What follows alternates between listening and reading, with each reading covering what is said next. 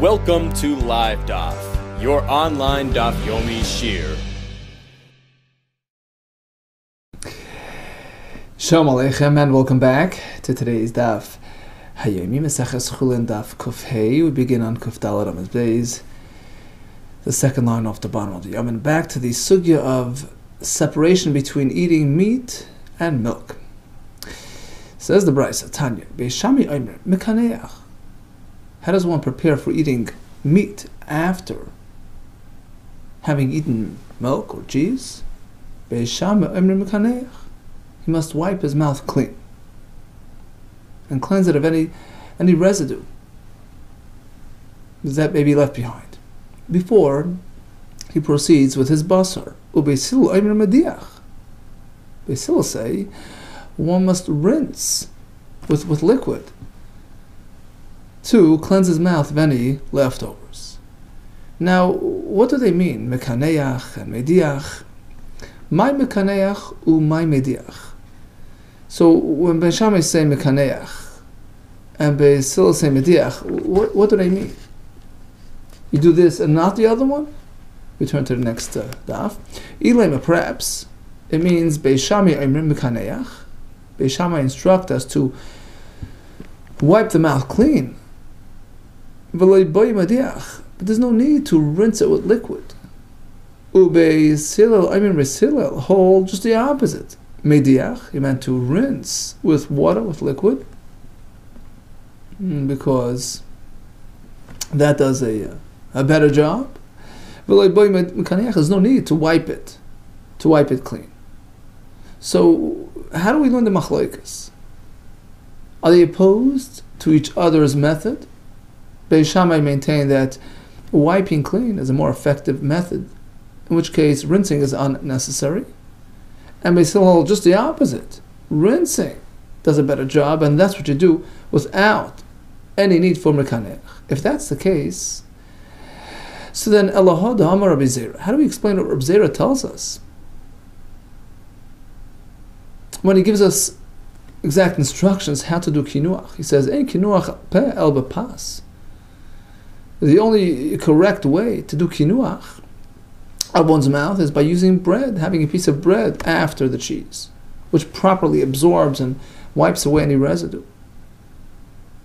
So you need kinuach according to Rabbi Zera, which is actually only Beis Shammai's opinion. Keman, whose opinion is he following? Beis Shammai? Which is unlikely, because that's not how we paskin in the halacha. We always go with Beis Hillel. So we must relearn the machlekas. What they meant is like this. Not Beis Shammai saying mekaneach and not mediach, and Beis Hillel just the opposite. Ella, rather it's like this. Beis Shammai Oimrim. Beis Shammai say mekaneach v'lo bay mediach. Wiping is meant to be done. There's no need to do mediach. Ubeis Hillel Oimrim af mediach. Beis Hillel require both methods of cleansing. First, some sort of dry material that absorbs, that wipes away any remnant, and then comes the rinse, which does a proper clean. Says the Gemara, okay, but now, in effect, Beis Hillel is more strict than Beis Shammai, which is unusual. And if it would be so, would not this discussion also be listed amongst those exceptional cases where Beis Hillel are machmer havale in this case? It's going to end up being Mikulei Beis Shammai Umeichimra Beis Hillel. One of those things that Beis Shammai are more lenient. Umeichimra Beis Hillel. Beis Hillel are strict. V'lisnaye Gabikulei Beis Shammai V'chimra Beis Hillel. It should be listed amongst those exceptional cases, which are printed out in Maseches Idiots, and it's not there. So evidently our understanding of this machlekes is incorrect. Ella, rather, here comes the final explanation. Truly, both agree to each other as well. Beis Shammai say wipe and rinse as well. Beis Hillel likewise, even though they cited mediach, but of course you also have to wipe it clean. There really is no machlekes. Each one's just, holding the string at the other side. Mar Amar Chada, Umar machad v'lepligi. Each one is merely presenting one of the two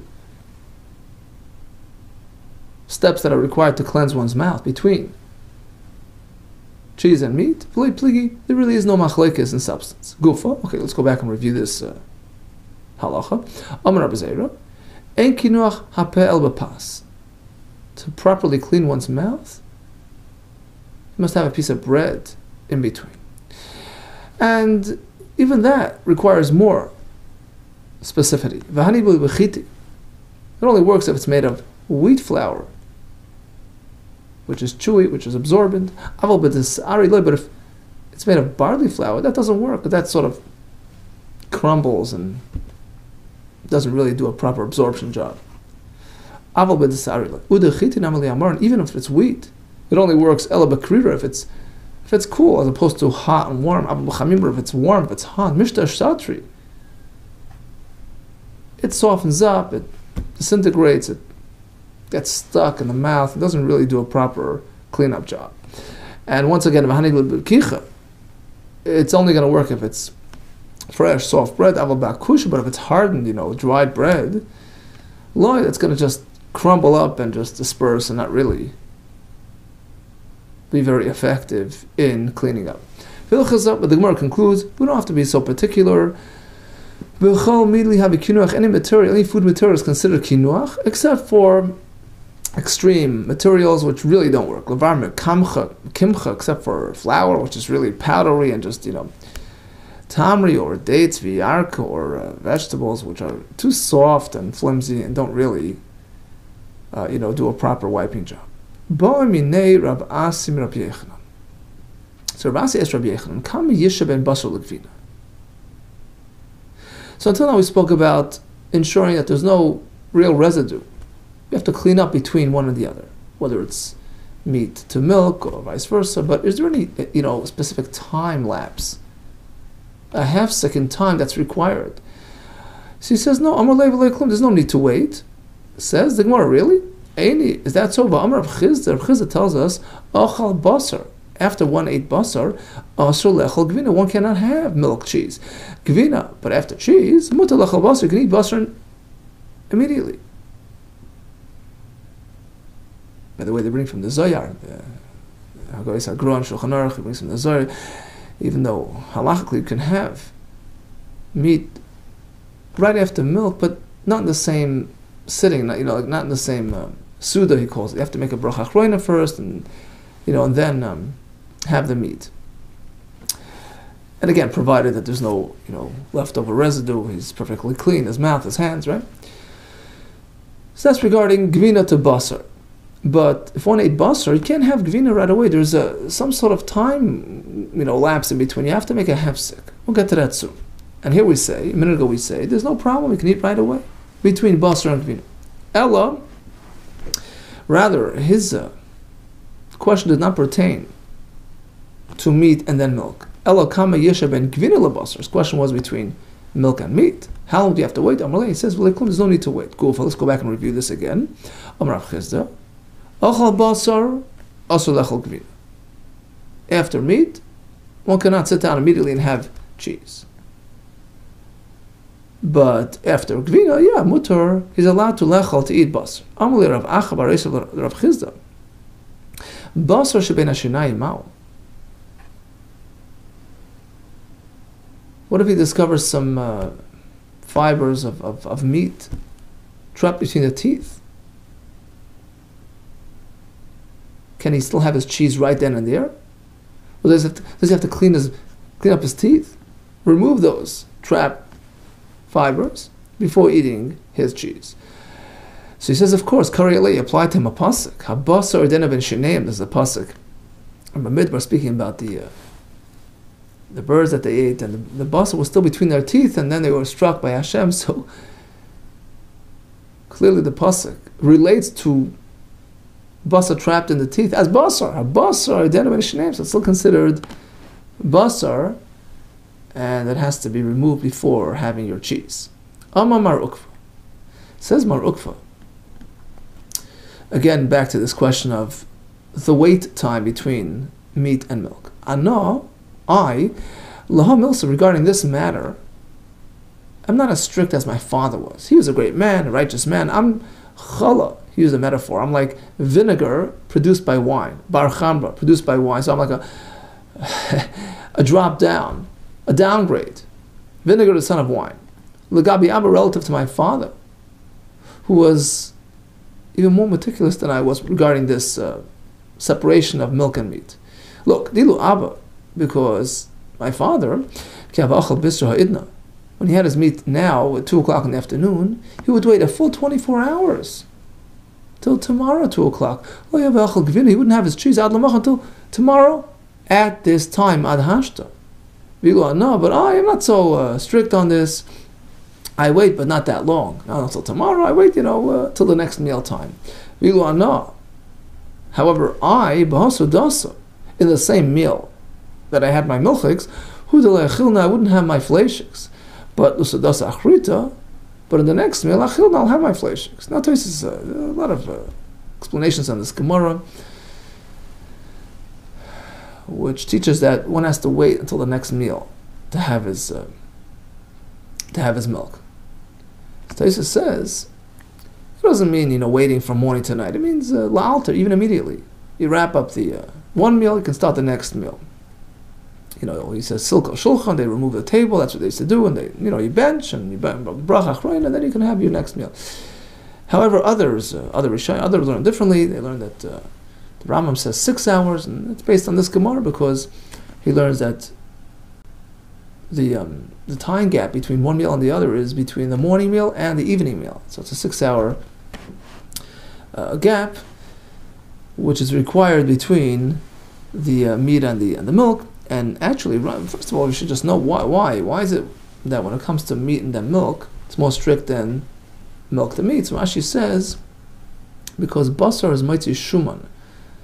There is, fattiness. There's residue that lingers behind from the meat. In which case, you have to wait until that dissipates and cleanses to proceed with the milk. And of course, we should know all this is midrabanan, midaraisa. As we explained yesterday, it's only also when you have a single dish comprised of meat and milk that was actually cooked together. But the Rabbanan took it a step further, made that separation so that we don't come to actually eating them together. The question is, how far do you have to separate? So between milk and meat, just clean up and bend and make a bracha and have the. But between meat and milk, there's residue. The Rambam learns there's concern about basar bein hashinayim. Right, there are fibers that get stuck between the tweets. You have to wait until that clears up. So the Chacham made a takana. Wait until the next meal. According to Tosfos, immediately after. According to the Rambam, the next meal time of 2 meals a day, which is 6 hours. Some learn within the 6 hours already, considered enough of a separation. The Ramah, he brings that even 1 hour is enough. And then he says, "B'dachtakim, those are meticulous, do wait 6 hours." And many poskim say that's the way any Rishonim should conduct himself. However, we do find many minhagim amongst many kehilas and Klal Yisrael. Some wait just 1 hour. A fellow in the shir at night, Rabbi Weiss, he related that his in-laws from Holland. His wife grew up with the 1 hour wait. Like the first opinion in the Ramah, who says the minhag is to wait 1 hour. It's brought down that the Yidden from Germany, from Ashkenaz, they had a minhag to wait 3 hours, perhaps. They worked with a 3 meal a day system, so it's 3 hours apart. In any case, to understand why Mar Ukva's father actually waited a full 24 hours, some learn because he in his perspective, it was just one main meal a day, and everything else was just, sort of lighter meals, like a snack. So the main meal a day was once a day, so you wait until the next meal, as per the concept of waiting for the next meal. Okay, in any case, that's sort of an overview of the halachos of the harchaka between basar and chalav in a practical sense. Okay, continues the Gemara. Omar Shmuel.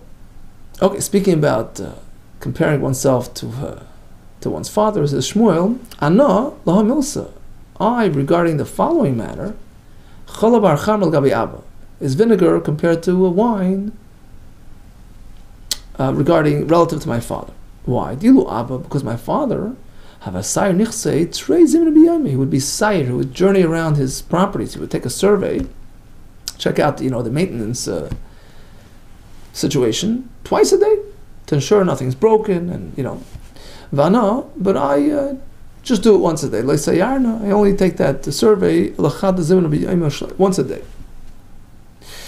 Shmuel advised to keep a close eye on one's property is consistent with his opinion. As Shmuel tells us elsewhere, one who actually takes a walk, checked out his possessions once a day, mashkach istira, he'll find a coin. Istira is a certain coin. Rashi says it means to say because he'll have the opportunity to notice cracks and deteriorating materials which need to be shored up before they require extensive repairs. Abaye have a sayir nichse kol yom v'yom. In fact, Abaye go around every day to check out his properties. Yom echad, so happens that one day, bingo, Poga Barise, he meets up with his worker, with his sharecropper, the Dori, who was lugging around his chadufi, a bundle of firewood. Hey, where are you going with that? It don't belong to him. Amar Leisi says to his worker, Hani Leicha, where are you going? Where's this bundle headed for? Amar Leisi says, oh no, I'm coming to bring it to you, to the boss, Lebeimar. Amar Leisi says, too late. Don't tell me no stories. Kvar kadmuch Rabbanan. The Rabbanan are one step ahead of you. So a good thing that they have insight, and by following their instructions and looking and keeping an eye, I just saved myself some firewood. Rav Asi, in fact, Rav Asi would do the same. He would walk around once a day, take a look. Omar. And after a while, he was a little bit disappointed. He says, "Where's the money? Where are the coins that Shmuel promised me? I didn't find any treasures. Amar Echaninu, where are they? All Kolhani Stiri, all the coins, so to speak. The Mar Shmuel of Shmuel, who promised that you save a lot of money by keeping an eye on your properties. Everything's good. Everything's Yom Echad." So happens that one day, he notices Tzinora, this water channel, the Batka Ba'ara, which is sort of burst through its pipe or whatever, and some sort of canal that was overflowing and flooding his property. And he came just in time before it flooded. Shakli Glimi grabbed his garment, Karchi, rolled it up and plugged it in. He put it into the hole and blocked the flood. Ramakala, he called out. Also, people came running. Sachru, and they helped him plug up his hole and fix it up. Oh, now he said, I got my money's worth. For this one time, it was worth it. Omar, he says, now I finally discovered the Kulu Isri, all those coins of the Mar Shmuel. I saved myself lots of money by being here just in time, nipping it in the bud. Omar Rav Idabar Abna Omar Rav Yitzabarashi. Okay, so now we'll proceed to the sugya of washing one's hands before a meal, after a meal, during the meal. Mayim Rishonim Mitzvah. So the hand washing prior to eating is a mitzvah midrabanan. It was established to safeguard the tahara status of truma. So on account of the kaihanim who must wash their hands prior to eating truma to ensure that it stays tahar, so that their hands are tahar and the truma is tahar, the chacham instituted a broad mitzvah that anybody, when approaching a meal of bread, I should explain why specifically bread, because truma is primarily, there's only truma from dagan, tirosh, v'yitzar, so that's grapes, wine, olives, and grain. Now, typically you don't actually come into contact with liquids like wine or oil, so there's no requirement to wash your hands prior to. But bread, you come into contact with the bread directly, you handle it with your hands. So to safeguard the status of truma, Chachamim required one to wash his hands prior to touching truma, and Likewise, any bread, so we wash on account of truma as well. It's a mitzvah, a broad-based mitzvah, pre-wash prior to having a meal. However, the mayim achroinim, post-meal, rinsing of the hands, to ensure their cleanliness, we're going to see later, it's actually to safeguard our safety, to cleanse ourselves of any possible contact with melach stoimus, a harmful variety of salt, which can cause chas v'shalom harm in the one's eyes. So that post-meal wash, achroinim, is chayva, is obligatory. So it's not classified as a mitzvah. It's an obligation to safeguard our health. Mayim rishonim mitzvah, achroinim chayva. But the mayim rishonim, the pre-meal washing, is a mitzvah, which stands higher than a chayva. Meisve, here comes a kasha from a brisa, which seems to put them on the same plane. Mayim rishonim ve'achroinim chayva. Rishonim and achroinim are regarded as chayva, not as mitzvah. Emtsoim rishus. A mid-meal rinse between courses, that's it's voluntary, that's arbitrary. So why does this brisa call mayim rishonim merely chayva? If it's really higher than that, it's a mitzvah to adhere to the takanos of the chachamim, right? The pasuk says, "Lo yasuru min adava, lo yasuru," right? Don't stray from the words of your sages. Adopt their takanos, adhere to their practices, to their takanos, to their. So why are we calling it merely a chayva if it's really a mitzvah? Says the Gemara, it's just relative, relatively speaking. So comparing it to the mayim hamtsoim, which is a rishus, so the flip side of rishus is chayva. This you don't need to do, this you do need to do. But really, it's more than just you need to do it. It's actually a fulfillment of a mitzvah. Mitzvah, the pre-meal wash, which is a mitzvah, lagab rishus, when comparing it to the mid-meal wash, which is merely optional, so it's classified as a chayva. It's obligatory. They call it a chayva, but really it's more than that. It's a mitzvah. Gufa, let's go back and review what we just learned. Mayim rishonim achronim chayva. The pre and post meal wash is obligatory. Emtsoim rishus. Mid meal wash is merely optional. Any differences between the various washings? Rishonim, when one washes his hands prior to eating, noitlun bein bakli bein agab karka. You can wash into a basin or it's directly on the floor. No issue with that. Achronim, however, the mayim achronim and noitlun ela bakli must be washed in a kli. Rashi brings because otherwise it's washed directly on the ground. Ruach ra, an evil spirit, comes and latches onto it. So it has to be done in a kli. V'arila, some say, ein noitlun gabi karka. It's pretty much the same thing, just saying it from the other side. Mayim achronim should not be executed directly on the ground. So he said, do it in the kli, and he said, do not do it on the ground. It's pretty much the same thing. It might be not any halachic difference between the two ways of presenting it. There's a slight difference. Kinsa. May one wash directly on the ground. When there is kinsa, when there's some sort of spindle, some sort of wood chips. Okay, so he's pouring it on the wood chips, not directly on the ground. Okay, that depends. According to the first approach, you can only wash in a kli, right, to prevent the ruach ra from approaching. Well, this doesn't qualify. It's not a kli. But according to the second version, do not on the ground. This is not on the ground. It's on the kinsa. Another difference between the various washings, mayim rishonim, the pre-meal wash, noitlin bein mechamen, bein metzoinen, you can use hot water, cold water, no issue there.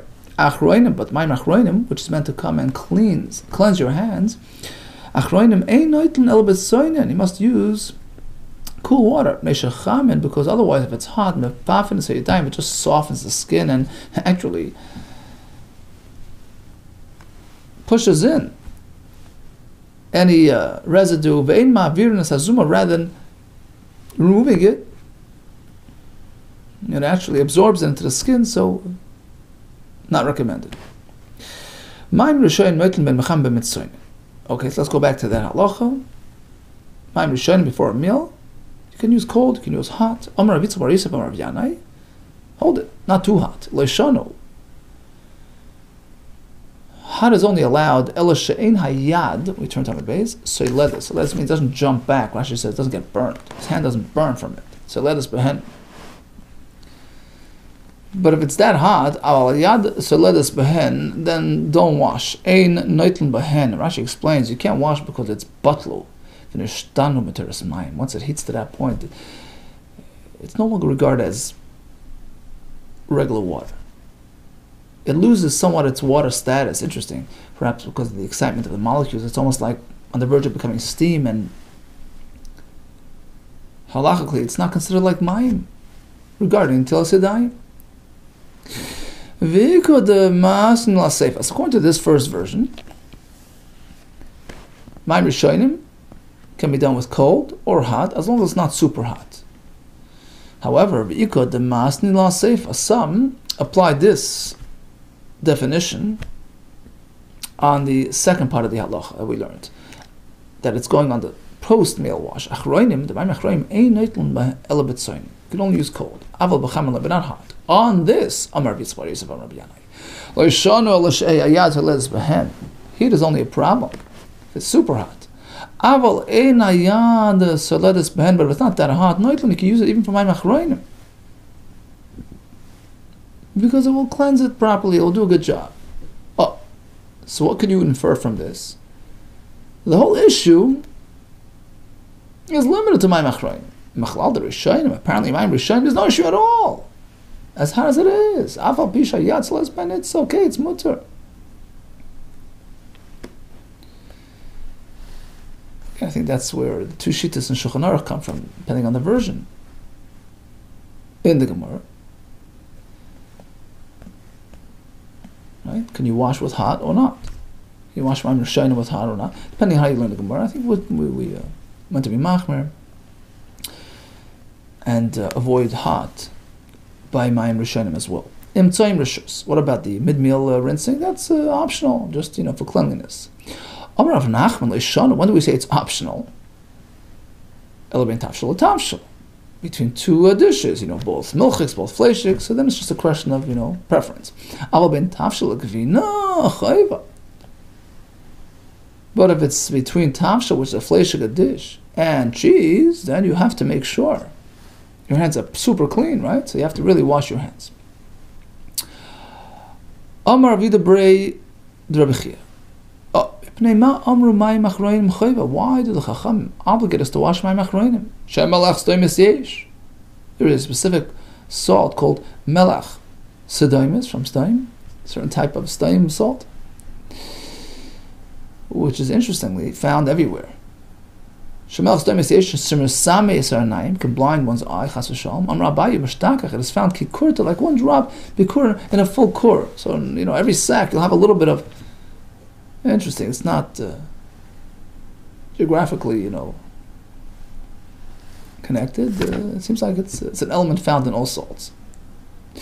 Amalei Rav Acha, Breda Rav Ravashi. What if he didn't eat? He just he's in the salt business, so he's touching and handling salt all the time. Kal means he measures.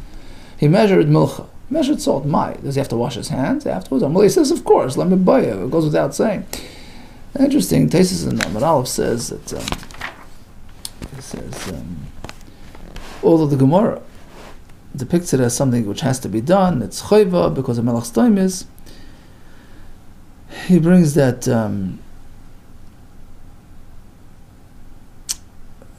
he says anu. He says on Amar Aleph. This is Taisus Mayim Rishonim on Amar Aleph. V'anu levisha ein melach. About 10 lines into the Taisus. Visha ein melach stoimis matzah beineinu. Since melach stoimis is not prevalent amongst us, lo nagav mayim achroinim. They weren't like do mayim achroinim. So according to Taisus, it's it depends on the practical presence of this. Is it or not an issue?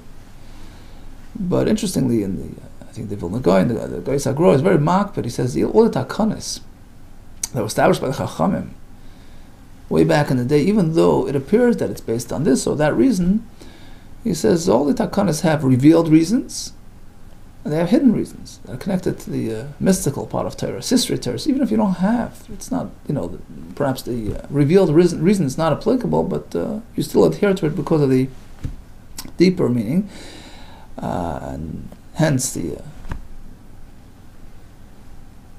custom amongst many to wash mayim achronim, despite the fact that melach steimus is not really prevalent amongst us. Okay, continues the Gemara. Amar Abaye, Mireisha v'amina, says Abaye, back in the day I figured, why is it that we don't wash mayim achronim directly on the ground? Just a matter of cleanliness, Right? We don't want to dirty the floor. Amar Mar, and then Mar, my master, my Rebbe Rabbah, taught me there's much more than that. There's a mystical side to it as well. Mishum de ksharya ruach ra'alayu attracts ruach ra. Abaye Mireisha v'amina, says Abaye further. Back in the day, I figured, why is it that we don't remove something off the table? Pseira is a table. Kinoket inish, when a fellow is sitting there and holding on to a glass while drinking. Kinoket inish kasala mishti. What's wrong with grabbing something off the table? You don't want to get him all agitated, and he might choke on his food. Shema yera dvar kalkola b'sudu. You might cause dvar kalkola, some sort of mishap to the person sitting there who might get all agitated that you're taking away his food. And that's what I figured. It's the practical thing. But then my teacher taught me it's much more than that. There's a hidden side to it as well. Mishum the kosher l'rach tzreida can cause some sort of spirit, some sort of harmful spirit that can simmering leva of some sort of evil spirit that can cause some mental inhibition. Okay, but now this is only a concern. If he takes something off the table and doesn't return it, just grabs the salt shaker for a second, puts it right back. It's not a problem. It's only a concern. He takes it beyond the arba amis of the table. If he's staying within 4 amis, there's no concern. There's only a concern. Something which is needed for the meal. Piece of food or some dish. But if you just grab something off the table which is not really part of the meal,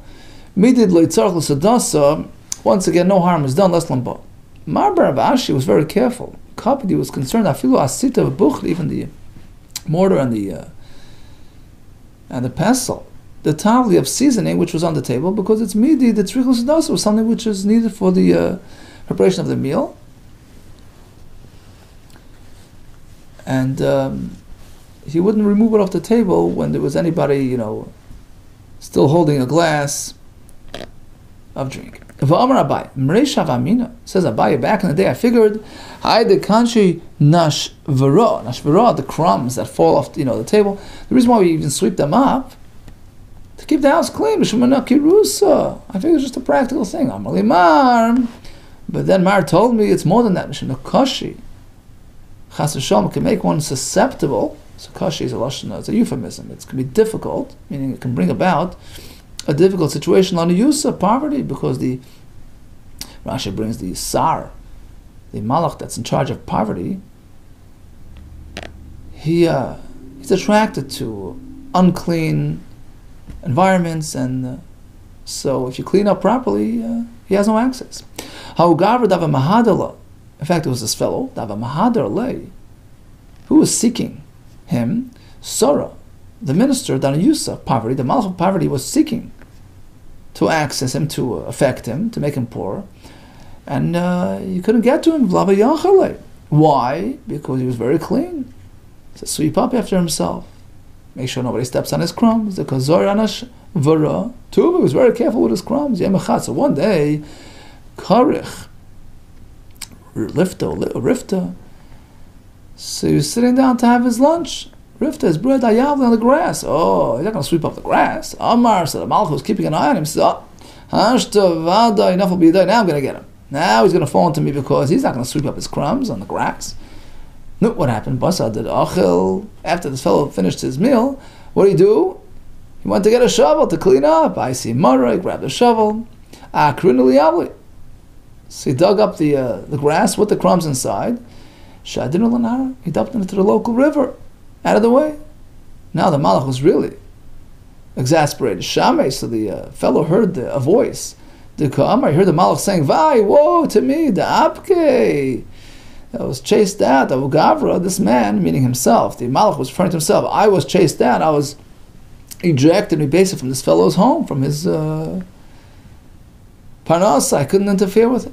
Vamra Abaye, further says Abaye, Mireshav Amina, back in the old days I figured, why would a person not drink the bubbles that's formed on top of his, drink? Shemisusa, it's not polite, it's not, it's most. Amar Li, Mar, but then my master taught me it's much more than that. Mishum Nakashi, it can be difficult, it can bring about Chasashom Lakarsam. Rashi says, Ririn Hamboyim and Achaitim, some sort of dripping from the nose, some sort of allergy condition. So that's why it's avoided. Mishtei, drinking it, Kashil Lakarsam, can trigger this condition. Minpach, by merely blowing it away, Kashil Laresha can cause some sort of headache. Midchaya, just pushing it away, Kashil Anuyus can bring about poverty. Matakante. So what's the solution? How to get rid of the bubbles? The Shakashkur, just press it down into the liquid until it dissipates. Now, let's say a person was struck by these conditions, the karsam, by this karsam condition that we spoke about, the chamra, which was triggered by the bubbles of the of wine that he drank. What's the antidote? Shichra, have a little beer. Will undo that effect. The shichra, if he drank the bubbles of beer, the antidote to that is go down a level. Maya, drink some water. The maya, if he drank the bubbles of water, there's no going below water. Less takanta. This fits with a common phrase. Basar Anya. What follows a poor man? More poverty. Azlal Niusa. Poverty follows a poor man. It's an expression. That since to begin with, all he had is water, and that's what he got himself entangled with. So now he's really stuck, because there's nothing below that to fix it up. So the poverty triggered more poverty. Varabaye. Mreshav Amina. In the old days, I figured, why would a person not grab a vegetable out of the bundle? Mikisha, from a bundle of vegetables, the asar, which was bundled ginoa by the gardener. What's wrong with that? Because it looks it's not polite. Mishum the Mexican of Zanusa looks like he's super hungry. It's not polite. I figured it was just limited to that concern. Amali Mar, but then Mar told me, there's a mystical side to it as well. Mishum the Kosher Shafim, it could trigger kishuf. It could make a person susceptible to the effects of kishuf if he conducts himself in this manner. In fact, we have a story to back this up. Rav Chizda, V'Rabbi Bar Rav Huna, they were taking a trip on a boat. Havu Ka'azli Ba'arba, they were about to leave on a boat. Amr Lahu calls out to them, this noble woman, Aymatronisa, please, you have a seat on the on your boat. Seat me with you, meaning take me along. I would like to join. Of course, they were not really interested in her company. Lo Yasmua, they didn't invite her in. Amr also, so they started moving, and then she expressed something, asrata. She tied it up, meaning she brought the boat to a standstill. Asrata la'arba. So she said some sort of sorcery, and it halted the ship. Amr Inumil says they responded with their utterance. They knew the sequel. Amru Inumil says Sharia. They released the boat. They released their boat, and they were freed. Amr Lu, so she turned to them. She said, you're immune to the effects of my kisha. What could I do to you?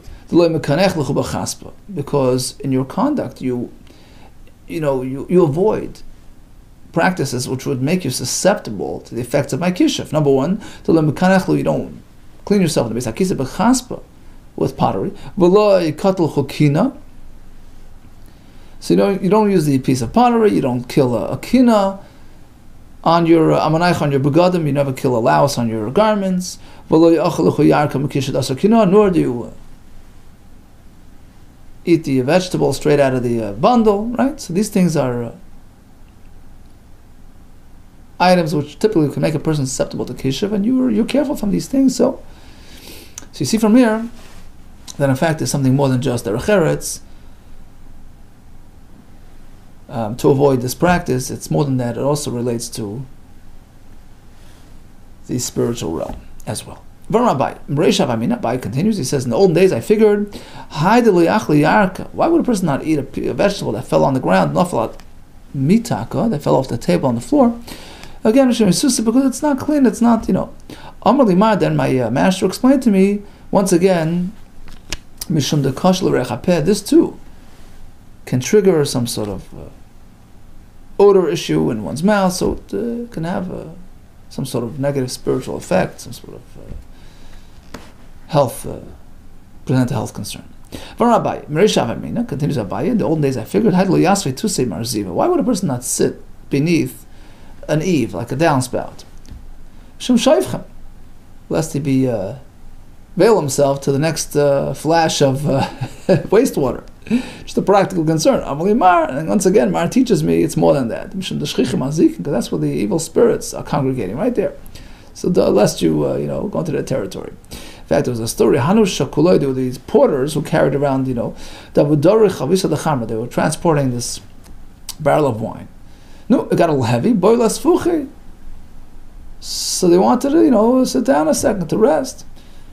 And they were pinked over there under the downspout. So they put the barrel down to say beneath Marziva, beneath the thing. Panka! It burst. Also came to Maravashi. So they came to the Rav, to Maravashi. They tell him what happened. Apik Shipuri. So he knew that it was, they knew it was because of the mazik. So he pulled out his shafers and he shamte, he blew, and he initiated a cherem. He excommunicated the mazik, the spiritual force that resided in that area, that harmed their, damaged their thing. Asl Kameh. So believe it or not, the mazik came to Maravashi. Okay, he accepted the summons. He came to the Din Torah. Amar Leah, my Tavid Hachis. Maravashi turns to him and says, "Why do you break their barrel?" Amar Leah says, "What can I do? They squished me." Amar Leah, what do you expect me to do? When they put it on my ear, I was sleeping there. Amar Leah, so Maravashi tells him, "What are you doing there? To begin with, it's a populated area. You should be hiding out." Amar Leah, you beduchta in a place of Shichi Rabim, with it's a public place. My boy is out. What are you doing there? My boy is out of the shanis. You deviated. You don't belong there. Zil Shlim, pay up for the damage. Amar Leah says, "Okay, give me some time. Hashta, look, now that you obligated me, Nami, now too, likpeli mar, please, my master, give me a set of time. Zimna, give me some time. Efra, to pay up. Kavali Zimna." So he gave him a time, 30 days. Kimota Zimna, when the time came, Yaakov, he wasn't showing up. Kiyasa, when he finally came, Amar Lei, so he says to him, "Why did you come so? What took so long?" Amar Lei Yassis Bizam Bizam. Why'd you come on time? The time that I set forth. Amar Lei. The reason why I didn't come then is because it was hard for me to find, something to pay them back with. Amle kalmili that sai, any material which is tsire, which is either tied up, a chasim, or stamped, a kail, or measured, umani, or counted. All these types of items are out of my realm. I have no access to these things. That's the way it is. We have no permission to access these items. So until I found something which was sitting in the open, Adam tells out to find something in the open which was accessible to me. It took me a while. Sorry for the delay, but now I'm paying it back. Continues Abaye further. Back in the day, I figured, why do people spill a little water off the top of the pitcher? Because there are some, splinters, some dirt, that accumulates on the top of the water.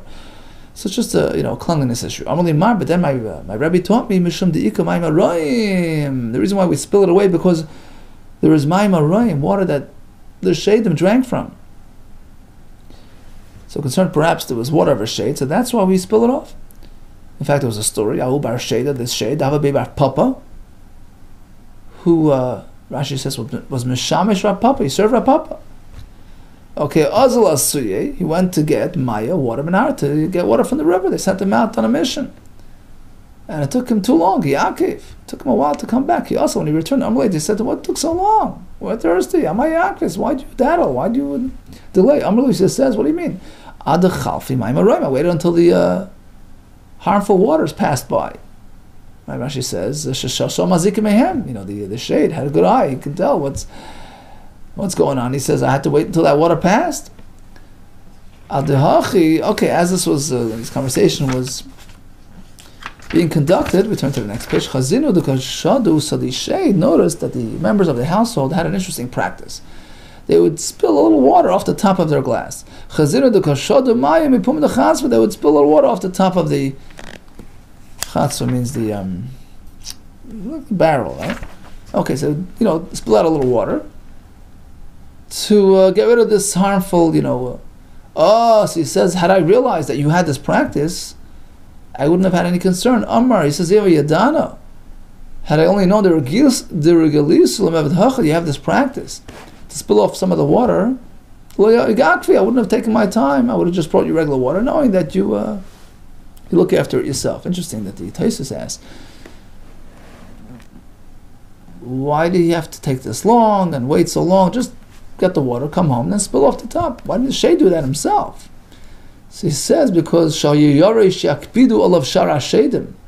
afraid that his fellow Sheidim wouldn't be very happy with him if he would tell humans about this secret.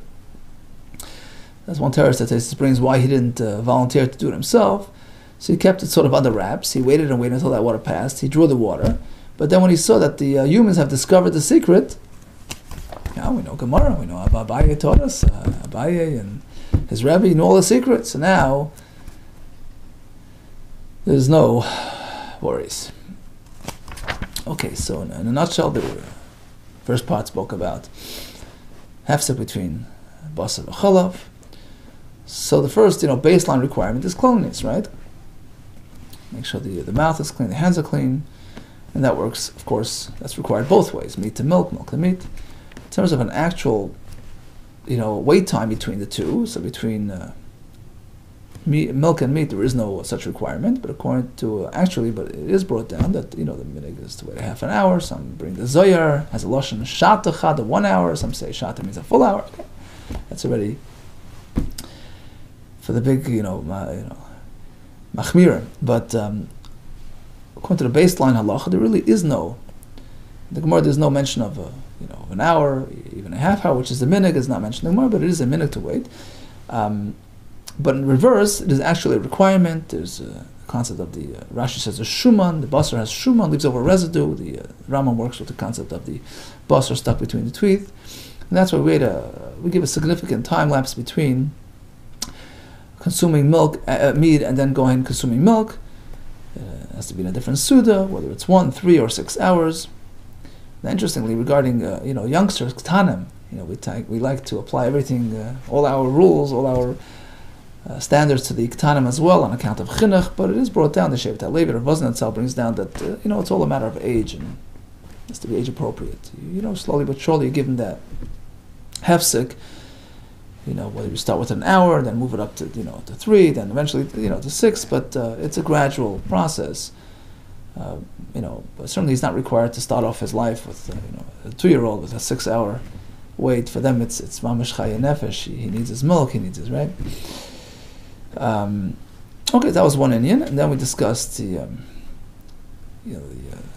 advice of Shmuel to keep an eye on one's properties and keep it well maintained so that he preempts any unnecessary expenses. He spoke about Netilas Yadayim, Ma'im Rishonim, Ma'im Emtsoyim, Ma'im Achroinim, using hot water, the whole discussion. We had a whole long list of various conducts and phenomena which Abaye had sort of perceived in a very basic, simple manner, that it simply relates to cleanliness and practicalities, but he learned from his Rebbe, from Mar, from Rabbah, that there's much more than that. There's it's connected to mysticism, to spiritual phenomena, whether it's a matter of keeping the house clean, sweeping away the crumbs, and all kinds of matters which appear to be merely derech eretz, but are conducive to protection from various illnesses, chas v'shalom, and evil spirits. No, we should all have siyat d'shmaya, always be protected. The Eibishter, bracha v'atzlacha v'chol ma'aseh dein. All the best to you, and atzlacha.